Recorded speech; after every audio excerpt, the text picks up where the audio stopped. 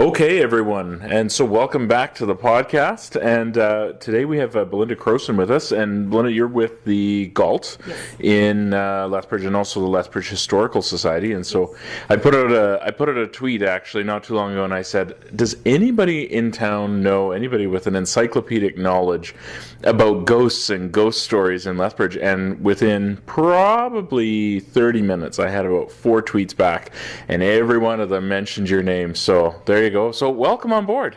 Well, thank you for having me. I don't know if I want to be known as the ghost lady, but that's not so bad. How'd all this get rolling for you? We're talking about ghosts. I'm a historian and storyteller, and what I like about the ghost stories is the story part of them. And so I started collecting them. Of course, when you work at the GALT, you can't help but know about ghost stories. Right, because is it George? George is there, yeah. Best known one that we have, okay. Though there are others, of course, reputed to be there. Oh, okay. And started just to want to know them so I could tell them. And then I started realizing that there was the stories themselves were almost like artifacts, and I wanted to collect them and have a record of them now. Right. Because when you tell them, you'll hear them back about a year later, and they are changed and modified, and usually bigger than the story you actually collected. Okay. So I wanted a good record of them so we could say, in this year, this is the story, because they are living organisms in a way, but you also want to know where the beginning was. Sure. Okay. And So when did all this start I've probably been collecting them now for about 10 years on and off. Okay. And I've got stories now from the Crow's Nest to Medicine Hat. Okay, so it's all of Southern Alberta then, it's not just Lethbridge. Absolutely, and there's been a lot of great people who've emailed me and sent me stories, and some of them I still need to respond to, so sorry people that I haven't got back yet. But I just constantly find them. Yeah. And I have got a blog that I was doing for a while on ghost stories, and that people found me through that. Okay. So various different ways. Now, have you published these stories? Or Nope, that's the eventual goal, and Okay. I know people are like, would you finally get that done? But it's so hard to know where to stop, and because it's a growing organism, right? And so at some point I'm going to have to sit down. To be fair to me, I do have 6 books on the go. So Oh, wow. So this will get done someday. What are your other books on? I'm working on Prohibition. Okay. I've got a folklore one that's going right now called You Can't Make This Shit Up. That one is the closest one. Nice. That one should be done in not too much longer. I've been working on one, a children's one on short stories.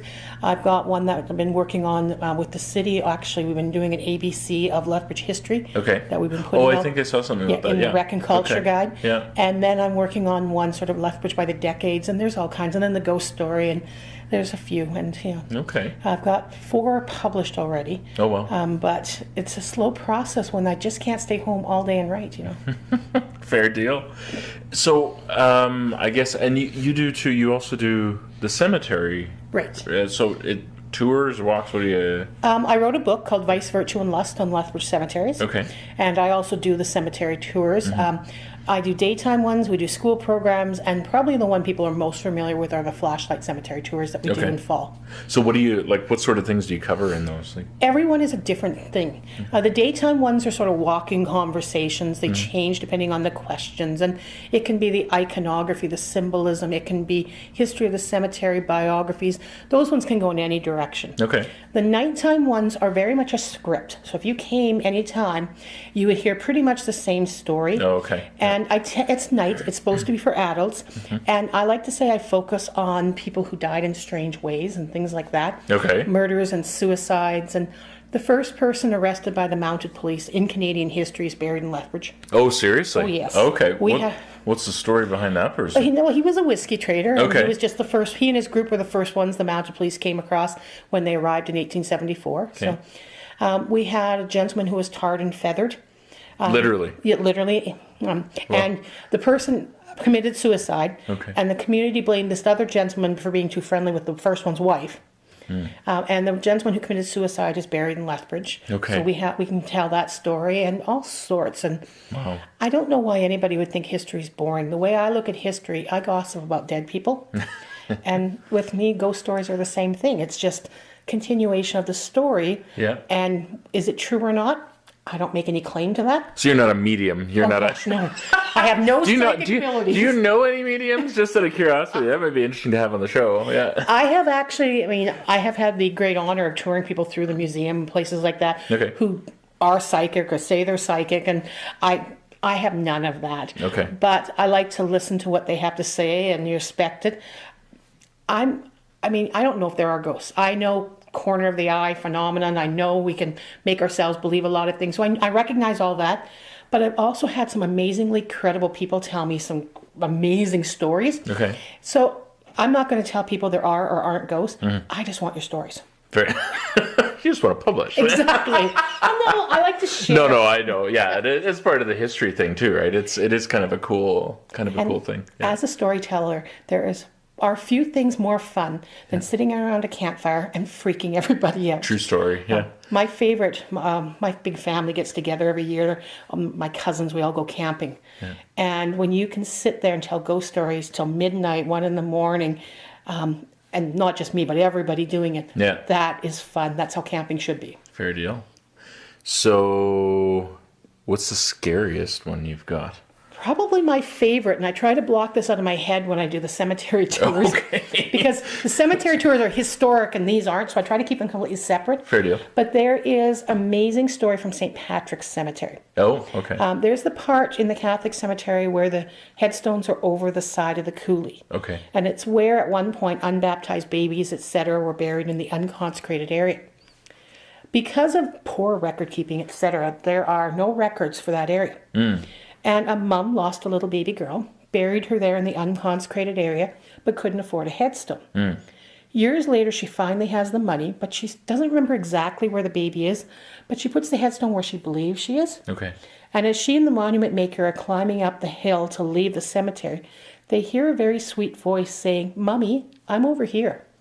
Oh my. They look at each other and they realize they have both heard this. Yeah. So they go back down the hill and they move the headstone to where the voice was coming from. Okay. Now they're getting ready to leave as fast as they can when they hear that same sweet voice say, "Thank you, Mummy."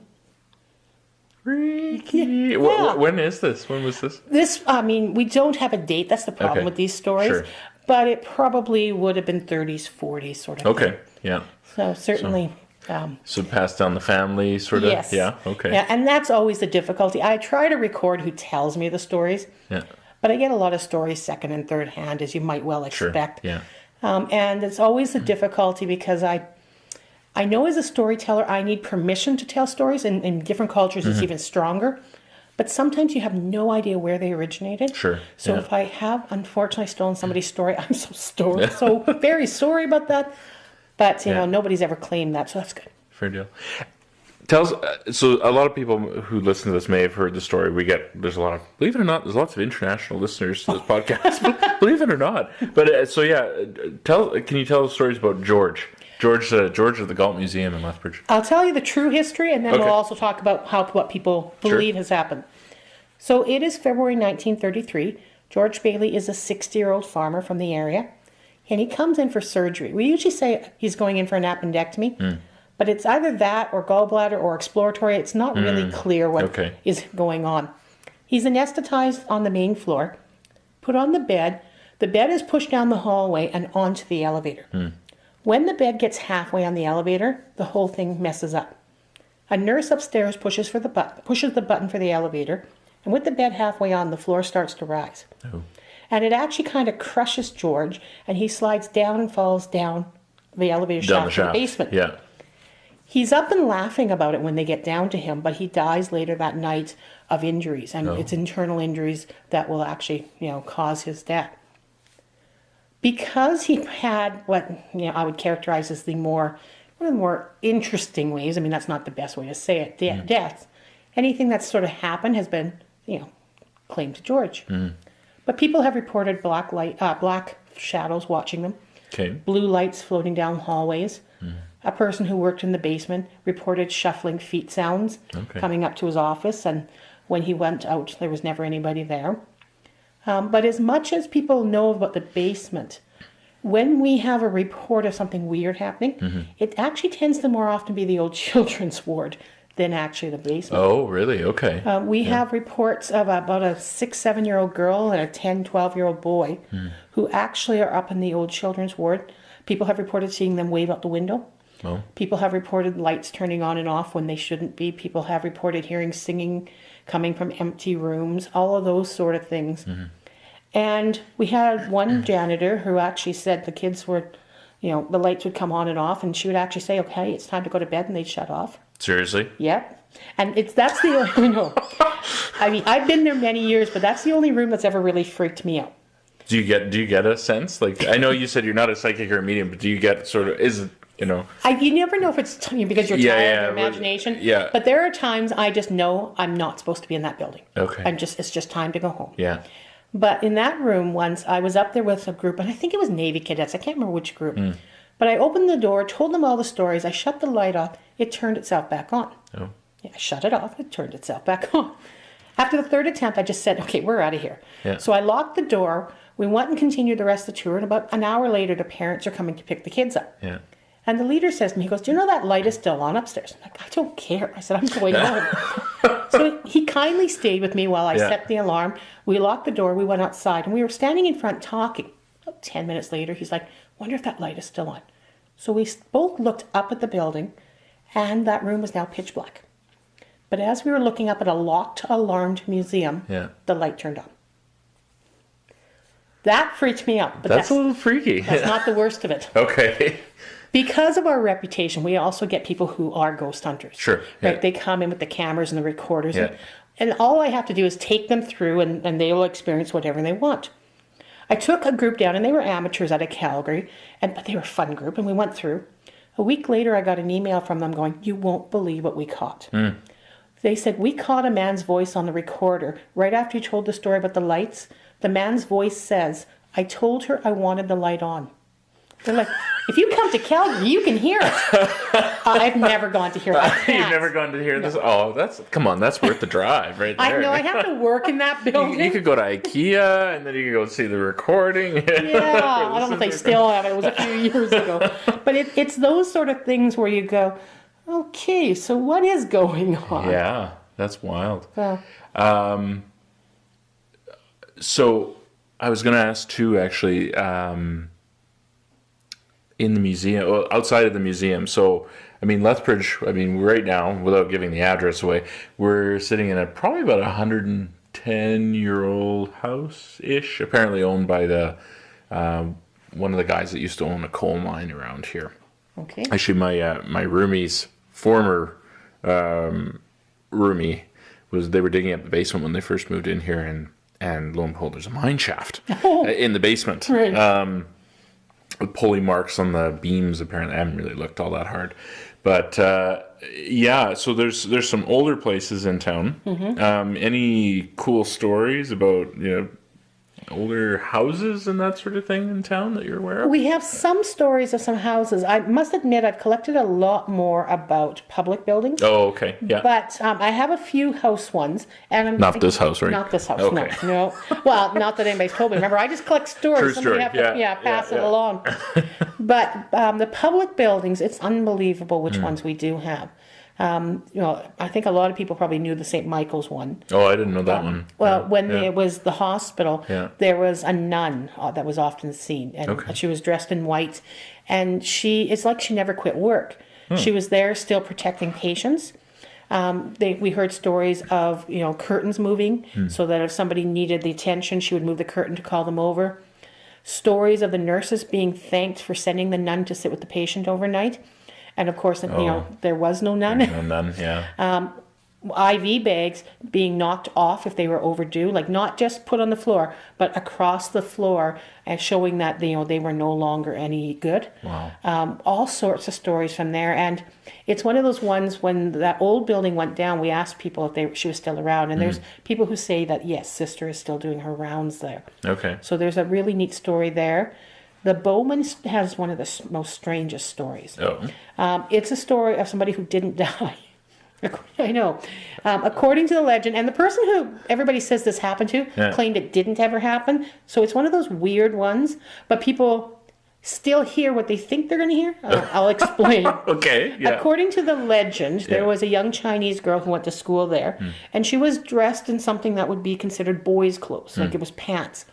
She went into the girls' bathroom, got caught by a teacher who thought she was in the wrong washroom, and then beat the student for before she realized. And according to the legends, you can hear the crying of this young girl in where the girls' bathroom used to be. Well, I told that story once to a bunch of students, and afterwards a student came up to me and says, I finally understand. I'm like, what do you understand? She goes, I used to go there for dance classes and stuff, and my friends and I always heard crying. Oh. And everybody said, oh, it's the wind, it's the wind. And we're like, no, it's not the wind. Yeah. She goes, now I know what I was hearing. So people hear that what they think of as crying, and yet the story that supposedly started it didn't happen. So it's one of those really strange stories. Maybe it's from somebody else. Maybe it wasn't. Maybe not necessarily that student. Yeah. I'm sure there were a few kids who got the straps or things in that school over the years. So it could be. It's like, and I always like to go track them down. I think one of my favorite was the YWCA. Oh. The YWCA has a few different ghosts that some of the staff talk about, but there's a male ghost. Okay. In the private areas, and they're like, why would a male ghost be attracted there? And so I sat down with a bunch of the staff, and I said, well, let me do some investigating. And they knocked down a house. They had the old YWCA, and they knocked that down to build a new one. And then I'm like, oh, no, they knocked down 2 houses because there was another house behind. Oh, okay. So I went, and I'm like, oh, I feel so silly, because that house was owned by Lethbridge's first permanent dentist, Dr. Robert Chesney McClure, which is an awesome name. Yeah. He was best friends with General Stewart. Okay. And they liked each other so much, he married General Stewart's sister. Okay. And General Stewart married his sister. And then they built houses across the street from each other. Nice. It's like the Gramasians in Edmonton with their underground tunnels. Yeah, they really liked each other. Okay. But Dr. McClure died very young. 1915 he died. And he died in his house, I believe. But I know for sure his funeral was there. So on a whim, I took a picture of him, went back to the staff and said, does he look familiar? They're like, that's the ghost. Oh, seriously? Yeah. So, I mean, a lot of the guys back then looked the same, but that kind of freaked me out going, well, I think we know Dr. McClure just never left. There you go. So, I mean, he's a kind dentist wandering around. Hope he's not checking people's teeth or anything at night. Yeah, no kidding. So I mean, so far you've told relatively benign stories or, of benevolent, entities that may be there. And you talked about the knocking over stuff and whatever, but, that's actually kind of doing everybody a favor that's there. Any stories of the not so pleasant kind out there? Not really in Lethbridge. No Amityville horror stuff going on? No. The weirdest one I've ever had is there is a legend that children can see ghosts better than adults can. Right, yeah. And that a lot of people's imaginary friends may actually be ghosts and they outgrow them. Yeah. And I got invited to a group of mothers at a play thing with their kids in Tabor. The kids were playing and they asked me to tell ghost stories. And I explained this theory because we were just talking about where ghosts might come from. And this one mom got very quiet and said, oh, my daughter's invisible friend lives in the oven and has glowing red eyes.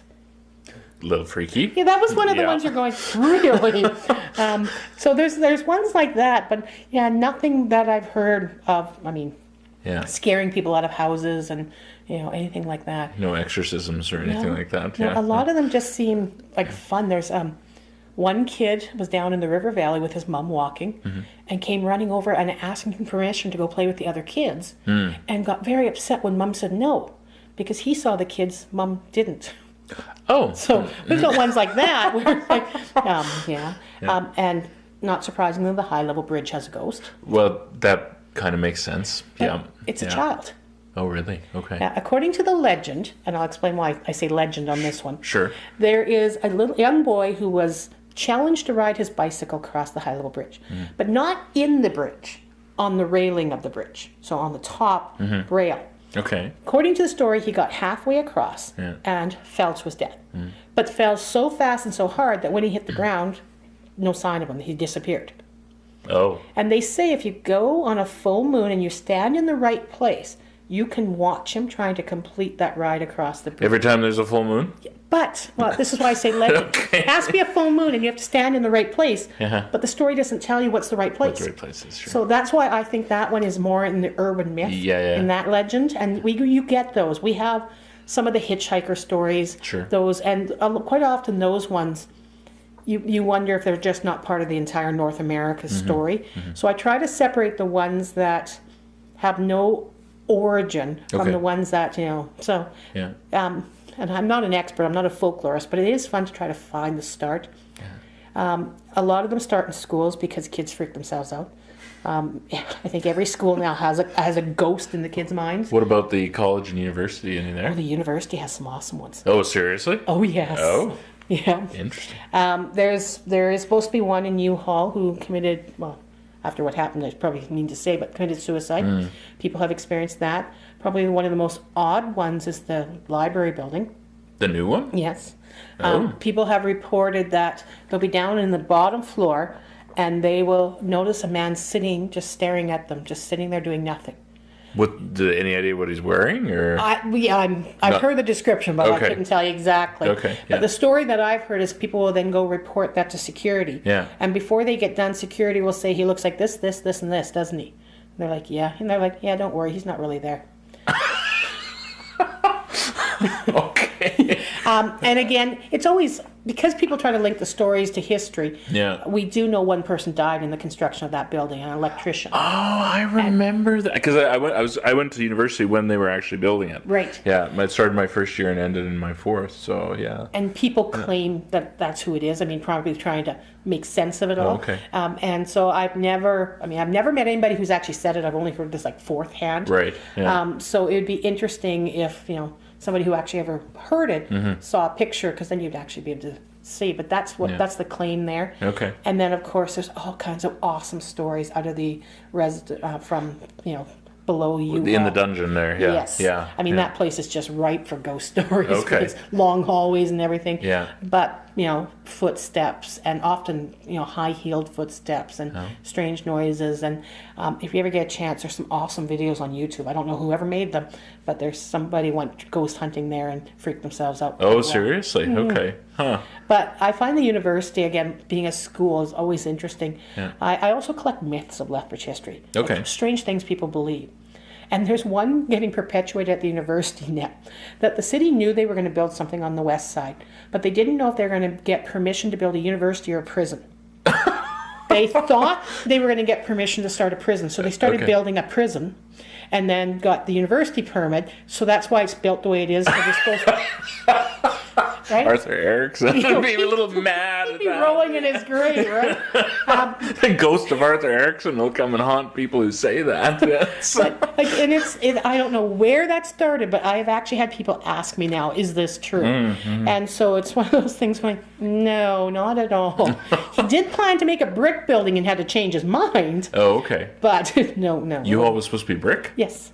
Yeah, that was one of the designs. That would have been a lot of brick. And that was the problem. Yeah. Because of the cost, he had to quickly redesign in concrete. Oh, okay. But it would have been an amazing brick building over there. Yeah. So that, there is the change, but it was always a university. Okay. No prison, nothing like that. I'd never heard that one. There's some awesome ones, again, off topic, but I think my favorite, and I've actually had people challenge me on this, but I know I've been asked it. Is it true that the Hutterites, the Hutterian Brethren, only came to town on Thursdays because it was legal to shoot them any other day? Oh, well, I knew they came Thursday, but I never heard that part. Yes, unfortunately, I have been asked that. Okay. And I apologize to every parent out there, but when you usually ask somebody, where'd you get that story? Yeah. Usually parents. Okay. Yeah, parents, I won't raise your kids, you don't teach them history. See, that's almost a cross between two different stories that I've heard.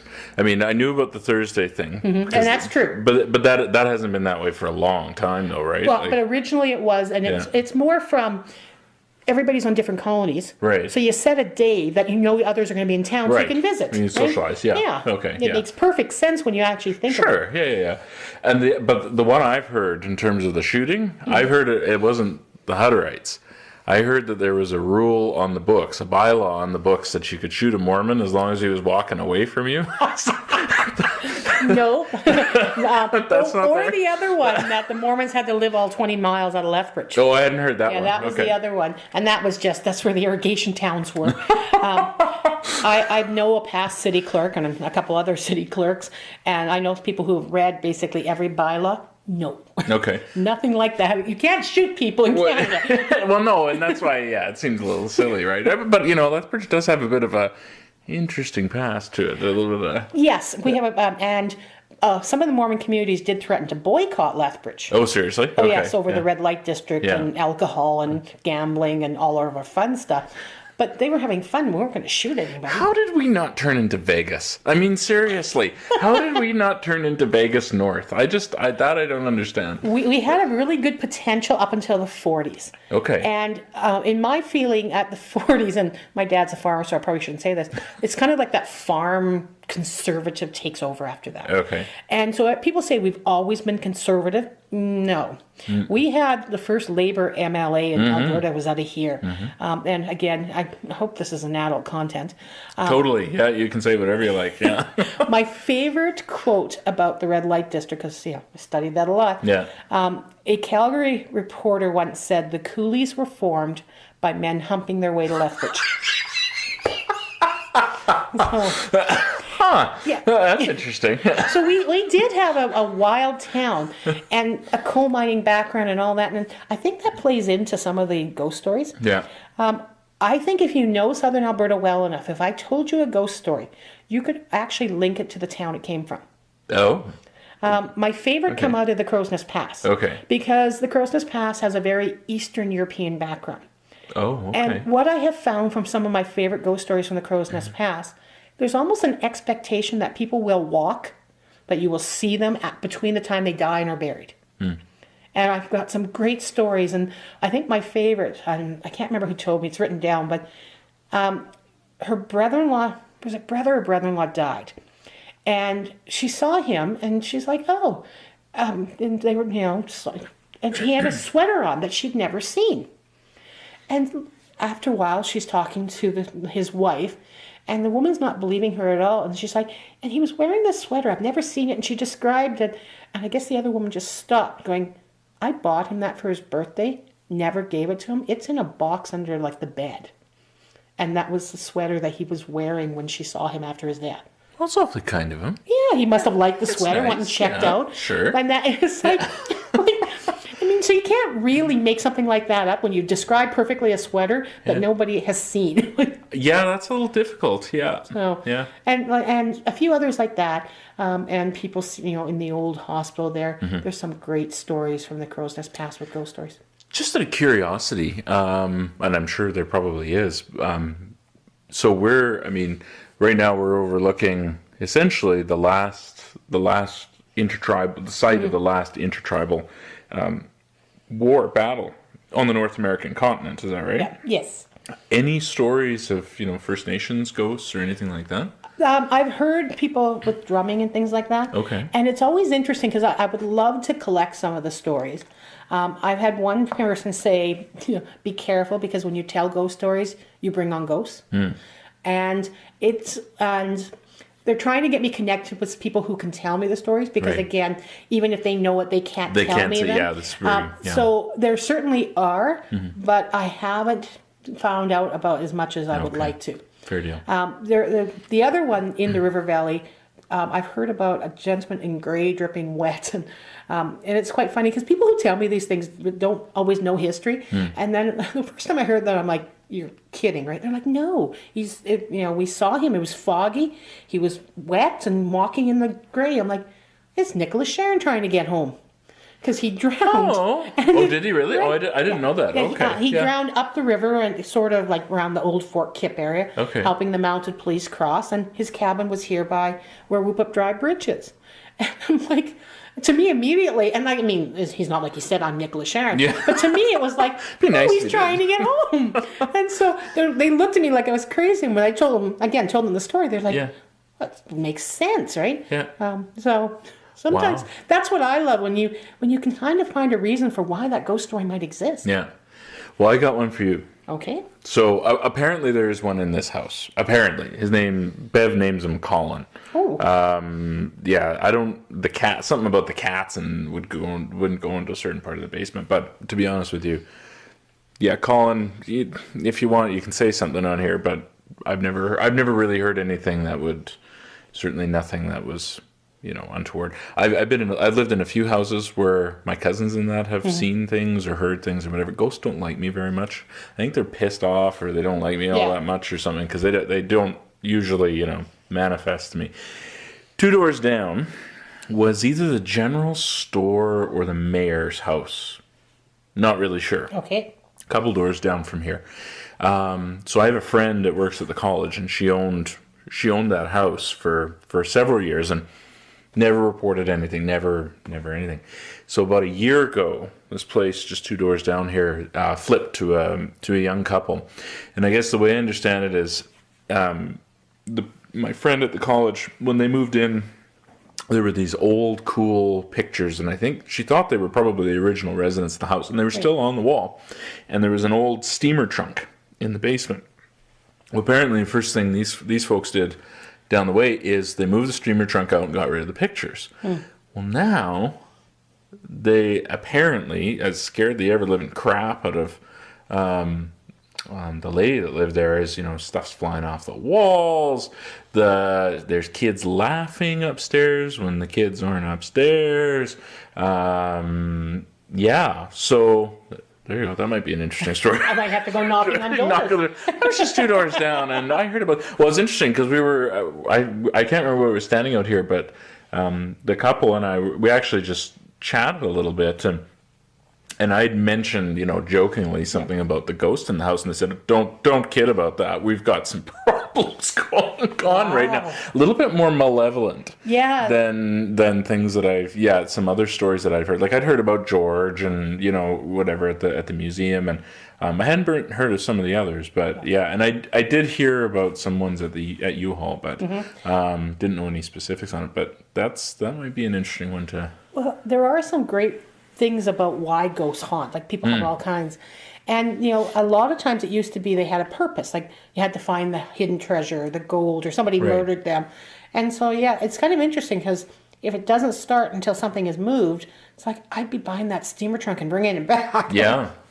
Well, and you remember that show, what was it? Unsolved Mysteries. I remember actually the one show that I actually remember from that was that there was, it was something to do with a renovation. So nothing had been going on in this house, and it was cool. And then this family came, and they decided to renovate the place. Well, all this stuff started happening. They saw a guy in the window, and they were outside raking leaves or whatever.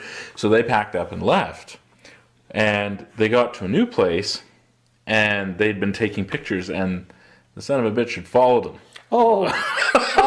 But, it's interesting because Pat Robertson was apparently on there today saying, used clothing stores, or the demons that are attached to the people in the used clothing stores might be following you from the used clothing store. So there you go. Maybe Pat Robertson might have some. I don't know, Pat, but wouldn't the child labor that's making our clothes anyways attach itself? I would think so. Yeah. So how is new clothes somehow sacred? And, I got to follow up. I know somebody who claims to have caught a shape of a person, from what I understand, in the eternal flame when they were doing work on the eternal flame. Over here. I know. He told me about it briefly, and I haven't had a chance to email him going, you've got to send me that picture. So do you have, do people send you pictures? Not very often. No? For me, it's mostly stories, but this is one they claim to have. Okay. I have seen some very weird ones, like a pair of boots that somebody died in. There was like a face beside it. I know. This isn't like Virgin Mary and the toast kind of thing. No. Okay. Again, you can see things if you want to see things. Sure. Yeah. But I've seen some weird ones. I think one of my favorite, though, there were some beautiful trees out in front of the museum. And they were getting older, of course, and they also wanted to put the road there, so they knocked the trees down. And a photographer was out there one day taking pictures, and it was night. And he says he got orbs, which many people, of course, think are spirits. And he says, if you want to get in the picture, if you want to come, everybody show yourself. He says they got a whole bunch of them. And he came in the next day to show me the pictures. And he's like, you won't believe where the biggest orb was. And I'm like, I can tell you. Upper right-hand corner of the old building, right? He's like, yeah, how'd you know? I said, that's my office. Because when I do take psychics through, I always ask them, what's the most active part? Like, where do you feel it? Yeah. And many have said, that room there. I'm like, darn. Well, you're perfectly situated. If they would just clean my desk, like be useful. But it's quite funny for some reason. And I've had other staff think I was in my office. They've heard things moving around, and they're talking to me and get upset that I'm not there, and I'm not there. Anything like moved around? Anything out of place ever? You got to understand the way I keep my office. You wouldn't be able to tell. The ghosts. It could have just slid. Fair enough. So, do you do the cemetery tours all year round? We start up usually July and August for the daytime. Okay. The school programs, we go whenever we can, nice weather. So we start in April with classes. Cool. And then for the flashlight, I do them just late September, October. Sure, Halloween time. We keep them away from Halloween. Oh, to stop a week in advance. Oh. It's just, like, I've seen some people do them at like midnight, and I can't stay up that late. Okay. So I need it to be dark enough early. No wonder you can't see any ghosts. They only come out at night. Oh, yeah, right. But I'm not going to do it in March, because that's when the same time, Sure. kind of. So October is wonderful. And if people make connections to Halloween, I'm not making connections to Halloween. Fair enough. Any other stories you'd want to share? Oh, good heavens. Let me think of a good one that I haven't told anybody. I won't cheat or anything. Oh, here's one I love, just because it's so funny. Sure. 1960s, the old Fleetwood School got a legend about the blue ghost. Children reported this blue light that they would see. And the story got around town that, like they'd throw rocks at the ghost and the ghost would throw rocks back at them. Seriously? And yes, and supposedly a kid even went to hospital because of interactions with the ghost. And it got so bad that the Lethbridge Herald actually sent a reporter and a photographer to see if they could track down the ghost of Fleetwood School. And so they're out there on 9th Avenue, and they hear it rustling and realize it's a dog. And all of a sudden, they're both just petrified. They see the blue light. Oh? And they're staring at it, and they realize it's the moon. So who was on the other side of the moon throwing rocks? That's what I want to know. I think, again, children, but that one was funny because it was such a build-up, and they're like, yeah, there was no ghost. Oh. That's sad. Well, you have to have some of those, too. I guess so, Every so often, they're not in any way true. Well, see, that's and that's what bugs me, though, Belinda, is that you get people that latch onto the ones that are, obviously not true, right? And they say, well, see, look, all ghost stories can be explained away that way. Well, no, not necessarily. I mean... Well, and there's some that are completely weird. Sure. I love Cottonwood Park. Cottonwood is one of the very far west side parks. Okay. And there's an area of town, and it's been described to me that most of the park is completely normal. You hear birds, there's sounds, but there's a part in what they call the real wooded area that it's deadly silent. People say you don't hear birds, you don't hear anything. It's just silent there. Okay. And anybody I've heard who's gone through there, get through there as fast as possible as they can. Because I've heard repeated weird stories. And I don't know what accounts for that. There's another one. I don't know if you joggers love between Whoop Up Drive and Highway 3, the west side under the high level bridge. Oh, yeah. People okay. love jogging. Yeah. I wouldn't, I don't jog, but I wouldn't go there because I can tell you 4 people who died there for various reasons. Okay. And I know somebody who was jogging there. And all of a sudden, the grass beside her started to divide as if there was a person running beside her. And she's like, what is it, an animal? What is it? But there was nothing. So she decided she would run faster. And so did it. Huh. And so all of a sudden, she just took off. But it's one of the creepiest things. She said she had a running partner. And the grass was dividing as if there was another person right there beside her. Was it a snake? It was going... same space as her, Oh. and it was like a person was moving the grass. And a snake usually you can't see the grass move when a snake's going through. Okay. So this was that was one of the creepier ones. Creepy. So there's some outdoor really good park ones too.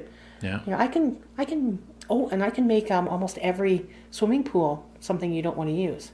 Seriously? Well, Nicholas Sharon drowned, and we named a swimming pool after him. Right. Okay. Yes. Right. True. And we've only had one execution ever within the city of Lethbridge. Oh, I didn't even know we had one. Okay. But before the jail was built, a man named Walsall Chobiter. Walsall Chobiter's girlfriend just convinced him to murder her husband. Okay. There's something going on there. And he did. He killed Alex Lazaruk and was executed for the murder. And she got nothing. She got her husband gone, her boyfriend gone, but that's a different story. By British tradition, they had to bury him as close to the gallows as possible.